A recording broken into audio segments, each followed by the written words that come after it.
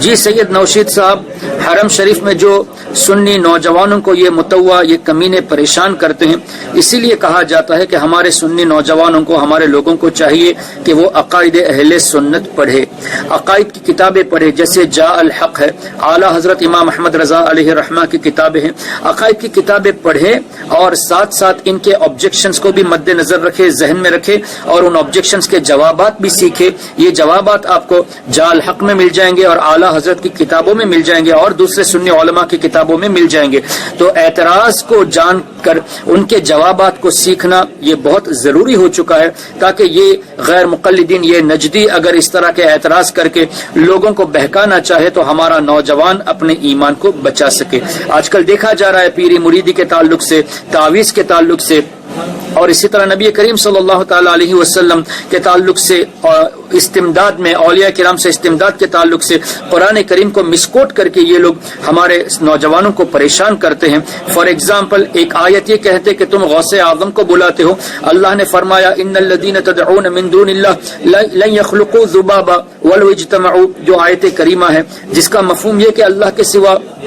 تم جن لوگوں کو پکارتے ہو وہ تو ایک مکھی بھی پیدا نہیں کر سکتے۔ تو یہاں اللہ کے سوا دوسروں کو پوجنے کی بات ہے، یعنی جو بتوں کو پوجتے ہیں وہ ایسے ہیں کہ وہ خود سے اپنا کام بھی نہیں کر سکتے، وہ تو مکھی بھی پیدا نہیں کر سکتے، بلکہ وہ خود بھی ایک مخلوق ہے۔ اللہ تعالیٰ نے مٹی کو بنایا، اللہ تعالیٰ نے پتھر کو بنایا، اللہ تعالیٰ نے پوری کائنات کو بنایا۔ تو آیت کریمہ کا مفہوم یہ ہے کہ جو لوگ اللہ کے سوا دوسروں کی عبادت کرتے ہیں، پوجا کرتے ہیں، جیسے بتوں کی پوجا کرتے ہیں، ان کا رد فرمایا گیا، اس کے تعلق سے بتایا گیا۔ لیکن یہ آیت کریمہ کو پیش کر کے یہ لوگ کہتے ہیں کہ تم یا غوث اعظم کا نعرہ لگاتے ہو، یعنی غوث اعظم کی پوجا کرتے ہو، غریب نواز کا نعرہ لگاتے ہو، تم بھی مشرک ہو چکے، اس لیے ایسا مت کرو۔ تو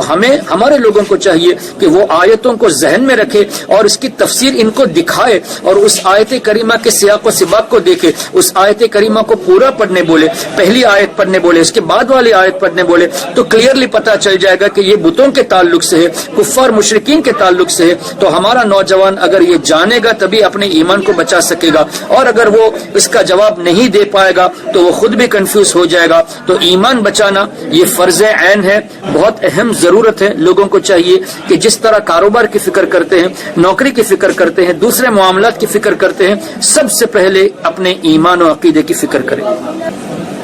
اب میں کچھ گفتگو ختم کرنے سے پہلے کچھ مشورے دینا چاہتا ہوں، وہ یہ ہے کہ آپ اللہ تبارک و تعالیٰ کے رسول صلی اللہ تعالیٰ علیہ وسلم کے فرمان کے مطابق عمل کرنے کے لیے کہ اپنے ایمان کی حفاظت اور نجدی، غیر مقلدین، دیوبندی، ان جیسے غلط عقائد رکھنے والوں سے اپنے کو دور رکھنا اور ان کو اپنے سے دور رکھنا۔ اس سلسلے میں کچھ باتیں میں آپ سے کہنا چاہتا ہوں۔ آپ ان وہابیوں سے کہیے، ان غیر مقلدوں سے کہیے، ان دیوبندیوں سے کہیے، ان نجدیوں سے کہیے کہ تم لوگ یہ کہتے ہو کہ انبیاء کرام علیہم الصلاۃ والتسلیم کا وسیلہ ان کے وصال کے بعد لینا جائز نہیں ہے، حرام ہے یا شرک ہے۔ تو بس سیدھی سی بات ہے، ایک آیت کریمہ دکھا دو جس میں یہ لکھا ہو کہ انبیاء کا وسیلہ لینا حرام ہے، ایک حدیث پاک دکھا دو جس میں یہ ہو کہ انبیاء اور اولیاء کا وسیلہ لینا حرام ہے۔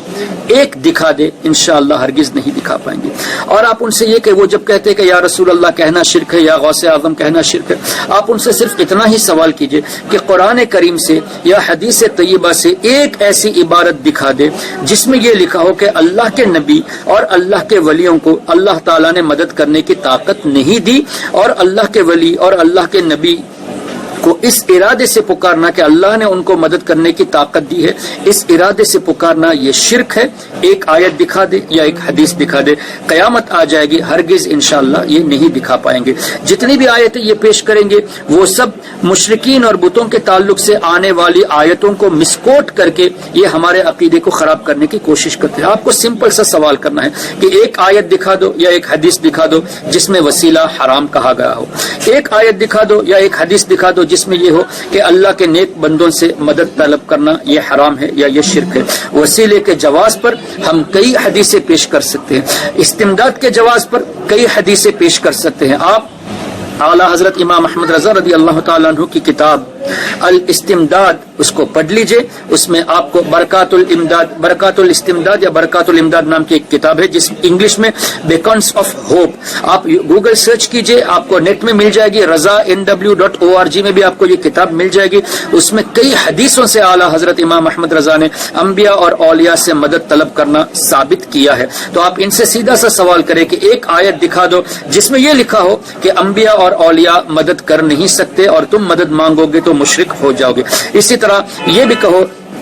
کہ ہمارے آقا صلی اللہ تعالی علیہ وسلم اللہ کی عطا سے دافع البلا ہے، اگر تم کہتے ہو کہ وہ دافع البلا نہیں ہے تو ایک آیت دکھا دو یا ایک حدیث دکھا دو، ہم چھوڑ دیں گے۔ تم کہتے ہو کہ نبی کریم صلی اللہ علیہ وسلم موت کا مزہ چکھنے کے بعد حیات نہیں ہے، ایک آیت دکھا دو یا ایک حدیث دکھا دو جہاں اللہ کے رسول نے یہ فرمایا ہو یا اللہ نے یہ فرمایا ہو کہ میرے نبی وصال کے بعد یہ حیات نہیں، موت کا مزہ چکھنے کے بعد یہ حیات نہیں، یہ مر کر مٹی میں مل گئے، یا یہ لوگ بالکل امپریزنڈ ہو چکے ہیں، قید ہو چکے ہیں، ایک آیت دکھا دے یا ایک حدیث دکھا دے، انشاءاللہ قیامت آ جائے گی، ہرگز نہیں دکھا پائیں گے۔ اسی طرح آپ یہ بھی سوال کریں، یہ لوگ کہتے ہیں کہ نبی کریم صلی اللہ تعالی علیہ وسلم کے تعلق سے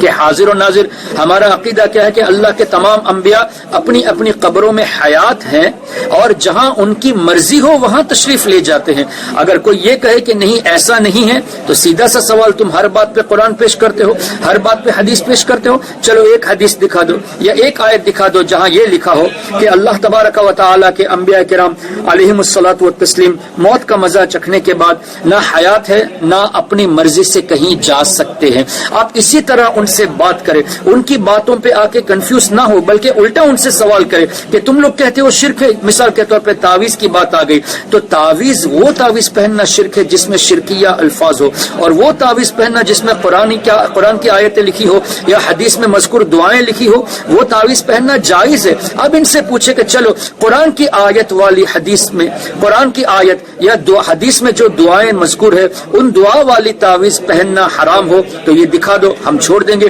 اس لیے کہ حدیث سے پاک میں کفریہ اور شرکیہ الفاظ والے تعویذ کو پہننے سے منع کیا گیا ہے، وہ کفر اور شرک ہے۔ اگر تم کہتے ہو کہ ویسے بھی شرک ہے تو ان سے کہو کہ قرآن کی آیتیں لکھ کر یا حدیث میں دعائیں جو مذکور ہے اس کو لکھ کر پہننا یہ شرک ہے، یہ دکھا دو حدیث پاک سے، ہم چھوڑ دیں گے۔ تو اس طرح آپ کاؤنٹر کوشچن کرنے کی عادت ڈالیے، ایسا کریں گے تو انشاءاللہ وہ آپ کے سامنے آ نہیں پائیں گے، جواب نہیں دے پائیں گے، سوائے بات کو ادھر ادھر کرنے کے، اور ان کے پاس کوئی بھی جواب نہیں رہے گا۔ اس طرح انشاءاللہ آپ اپنے ایمان و عقیدے کی حفاظت کر سکیں گے اور آپ کے ذریعے انشاءاللہ دوسرے لوگوں کے ایمان و عقیدے کی حفاظت ہوگی۔ اللہ تبارک و تعالی ان چند کلمات کو قبول فرمائے، کوئی غلطی ہوئی تو اپنے حبیب کے صدقے میں معاف فرمائے۔ سبحانک اللہم و بحمدک، اشہد ان لا الہ الا انت، استغفرک و اتوب الیک۔ آئندہ ملاقات ہونے تک اجازت دیجیے۔ السلام علیکم ورحمۃ اللہ وبرکاتہ۔